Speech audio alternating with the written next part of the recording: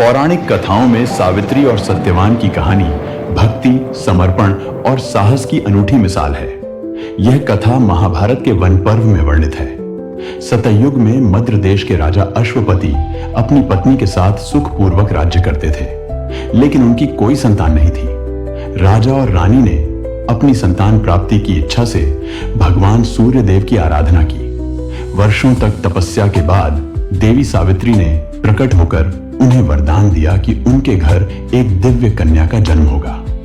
समय के साथ रानी ने एक सुंदर कन्या को जन्म दिया, जिसका नाम सावित्री रखा गया। सावित्री अत्यंत तेजस्वी, बुद्धिमान और सुंदर थी। उसके रूप और गुणों की चर्चा चारों ओर फैल गई। जब सावित्री विवाह योग्य हुई तो राजा अश्वपति ने उसे स्वयंवर की अनुमति दी।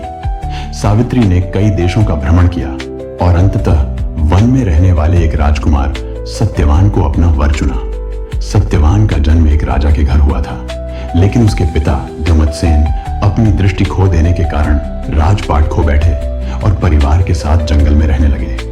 सावित्री के सत्यवान को चुनने पर नारद मुनि ने राजा अश्वपति को चेतावनी दी। नारद ने बताया कि सत्यवान एक गुणी और धर्मात्मा राजकुमार है, लेकिन वह अल्पायु है।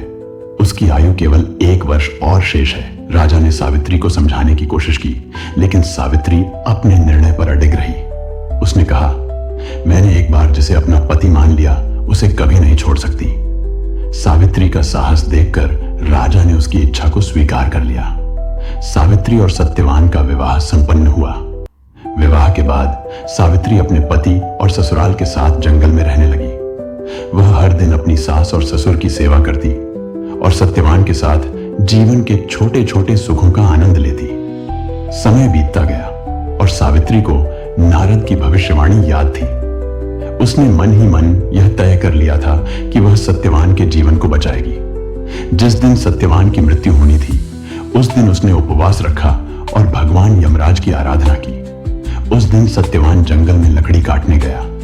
सावित्री भी उसके साथ गई। जब सत्यवान लकड़ी काट रहा था, तभी उसे अचानक सिर में तेज दर्द हुआ और वह सावित्री की गोद में गिर गया। उसी क्षण यमराज प्रकट हुए और सत्यवान की आत्मा को ले जाने लगे।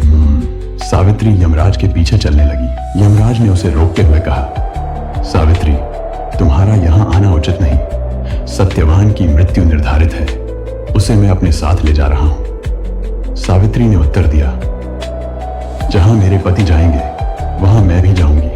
पत्नी का धर्म है कि वह अपने पति का साथ निभाए। यमराज ने सावित्री की भक्ति और साहस को देखकर उसे कुछ दूर तक आने की अनुमति दी।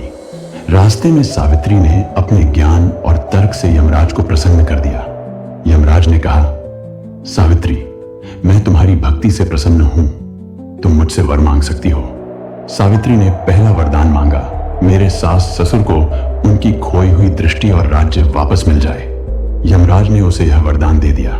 सावित्री का दूसरा वरदान थोड़ी और दूर चलने के बाद यमराज ने उसे फिर वरदान देने की अनुमति दी। सावित्री ने कहा, मेरे माता पिता को 100 पुत्रों का सुख मिले। यमराज ने यह वरदान भी स्वीकार कर लिया। सावित्री का अंतिम वरदान आखिरकार यमराज ने सावित्री से कहा, अब और आगे मत आओ, तुम्हें अंतिम वरदान मांगने की अनुमति है। सावित्री ने कहा, मुझे सत्यवान से 100 पुत्रों का वरदान दीजिए। यमराज ने बिना सोचे समझे यह वरदान भी दे दिया, लेकिन जैसे ही उन्होंने यह वरदान दिया, उन्हें अपनी भूल का एहसास हुआ। सत्यवान के बिना यह वरदान संभव नहीं था। यमराज ने मुस्कुराते हुए कहा, सावित्री, तुम्हारी बुद्धिमत्ता और धर्मपरायणता ने मुझे परास्त कर दिया है। मैं सत्यवान के जीवन को पुनः लौटाता हूं। यमराज सत्यवान की आत्मा को लौटाकर वहां से चले गए। सावित्री ने सत्यवान को जीवित पाया और उसकी गोद में बैठाकर उसे गले से लगा लिया। सत्यवान ने देखा कि सब कुछ पहले जैसा हो गया था। सावित्री और सत्यवान अपने घर लौटे। उनके सास ससुर को उनकी दृष्टि और राज्य वापस मिल गया। सत्यवान और सावित्री ने अपने राज्य में न्याय और धर्म के साथ राज किया और लंबे समय तक सुखी जीवन व्यतीत किया। यह कहानी नारी की शक्ति, भक्ति और साहस का प्रतीक है। सावित्री ने यह साबित कर दिया कि सच्चा प्रेम और दृढ़ संकल्प मृत्यु को भी पराजित कर सकता है। यह कथा हमें धर्म, प्रेम और कर्तव्य निष्ठा का महत्व सिखाती है और सावित्री की यह कथा सिर्फ प्रेम नहीं बल्कि साहस, भक्ति और सत्य की विजय की अमर कहानी है। ऐसी ही और अद्भुत पौराणिक कहानियों के लिए जुड़े रहिए हॉरर मास्टर के साथ। अगर आपको वीडियो पसंद आया हो तो लाइक, शेयर और सब्सक्राइब जरूर करें। धन्यवाद।